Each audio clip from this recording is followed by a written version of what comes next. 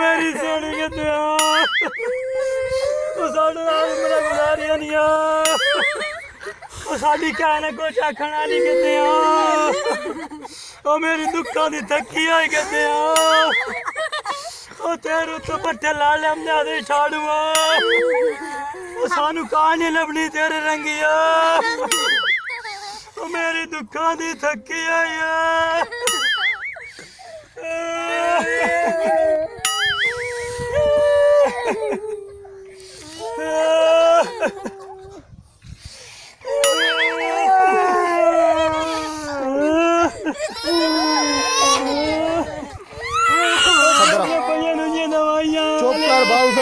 लाहौर देसी मेरी सोनी कहते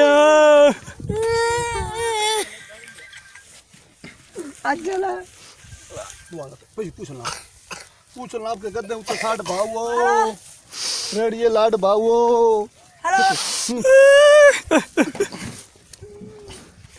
वहीं पे चुना पैठो लाइक वहीं पे